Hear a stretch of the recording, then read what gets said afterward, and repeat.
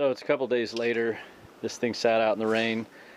See the black marks on it is the oil that falls off these eucalyptus trees. I had it in front of the shed there, and all this black stuff is all off the ukes. So let's fire this thing off.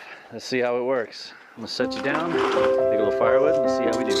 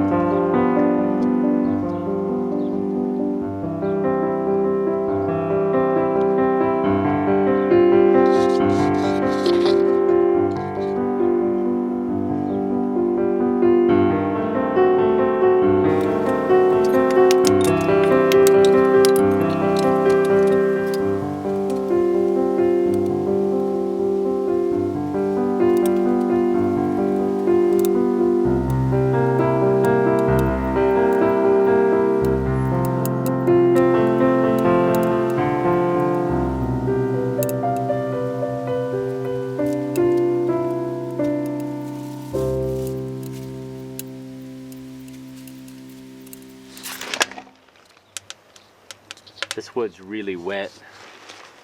Not really wet, but it's wet.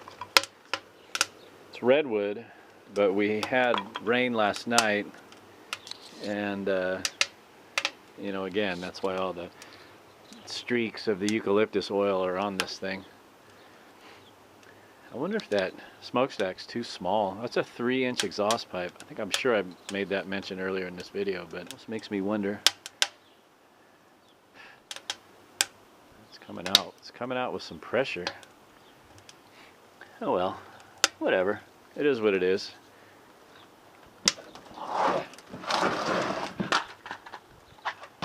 If need to, I can cut that thing off and get a bigger pipe. Shut up, Doug.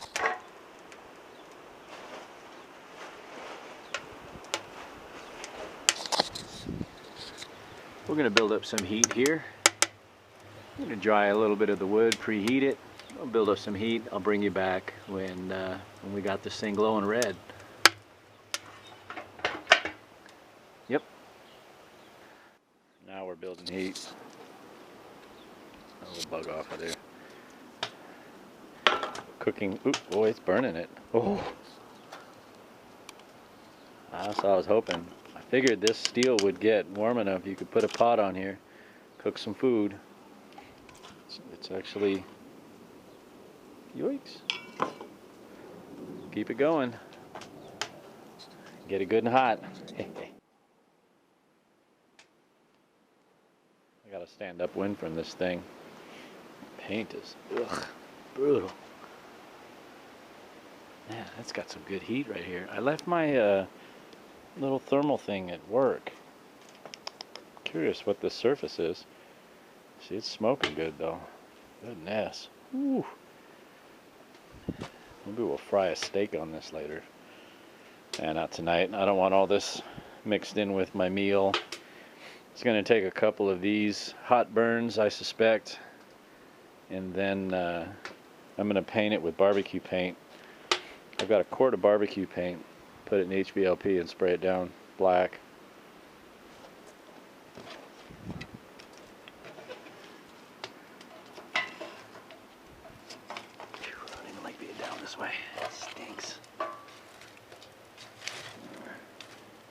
Oops, sorry guys, I'm looking at the floor.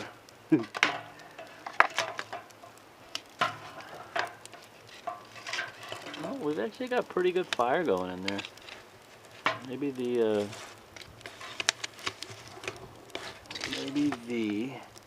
chimenea is a good size. I'm gonna have to do a thing or something on here. I'm sure it gets plenty of air. I'm not that worried about airtight. At least it's not puking back out here. It's going up the stack.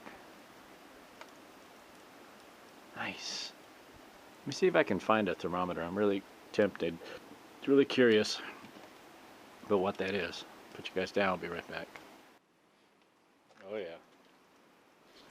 We got a good one going now. This thing stinks. Oop, sorry. It stinks. So this micro scanner goes up. Hold on. Upwind, upwind. Goes up to 550 degrees Fahrenheit. This one does contact. You see that aluminum face? You're supposed to actually contact the target surface. Touch nose piece to target surface. But it's above 550 degrees. From here, see the ambient temperature. It's like low 60s, right? 60 degrees. That's the air temperature right in front of the sensor. So I'm standing, I don't know, 4 feet away from it. It's hot. Oop. It's 24 inches from the cook surface, and we're over 550 degrees. Man, you put a pot on there, put your tea kettle on there or something. If you're camping, doesn't take much firewood. I get pallets all day long at work.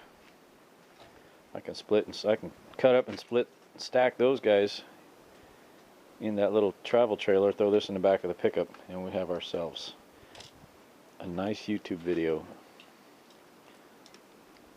cooking. I would never cook directly on that. That's carbon steel. That's an old piece of rusty C-channel iron.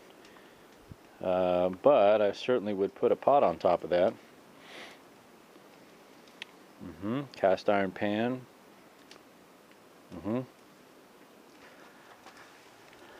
Oh yeah.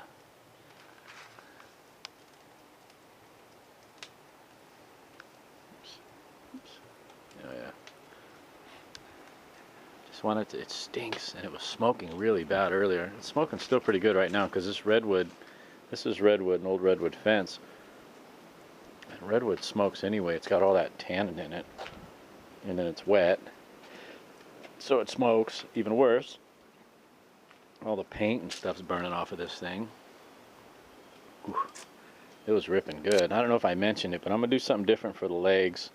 That's 1/2 inch, 3/8, maybe 3/8. It might be 3/8 all thread. It's just what I had hanging around. I'll probably do pipe legs on there or something. I'll do something different because it's not super stable. I mean, it is, I guess. It really won't go anywhere, but I want it more stable so it doesn't get bent when it's put in the back of the truck or something. But I had a little time after work today before it got dark. It's, I don't know what time it is. I'm going to let this go a little bit later. 8:20. So we'll let this burn for about another hour. Oh yeah, good. The smoke is down. It's smoking more off the paint than it is the stack, which is good. Hold your breath. Oh yeah. Oh yeah. She's good. Ouch. I don't know why I said ouch. That didn't hurt. That didn't hurt. So we got a decent little thing going. Still pretty smoky. But I wonder if this tank is lined with anything. I wonder if there's not something on the tank on the inside that's getting burned off. Just seems weird. I've got a full tea kettle. set it on there, see how long that takes to boil. 8:29.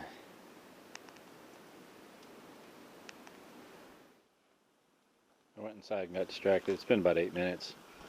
This is steaming. I already poured a little bit out earlier. Oh yeah, that's super hot.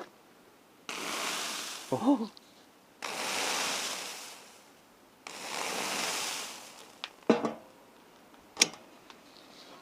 I think this will. Did this burn my pantaloons? No. I think this will work just fine.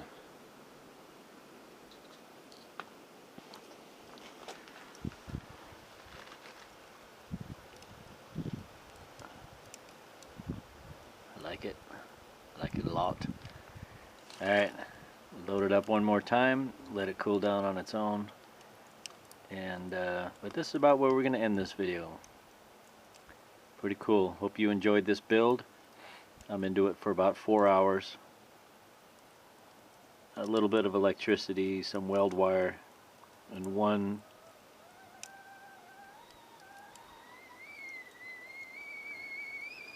8 minutes later. One friction disc. Awesome. Yep. Alright, that's good. Now I'm gonna go. Alright, thanks guys for watching. Again, I hope you got a kick out of this build. It was everything I had laying around, 4 hours into it. It was an exercise in mental health. Not overthinking, over measuring, not one tape measure. You know what I mean? It was just something fun to get out, burn some metal with a plasma cutter. Fire, fire. Alright, gotta go, gotta run. See ya.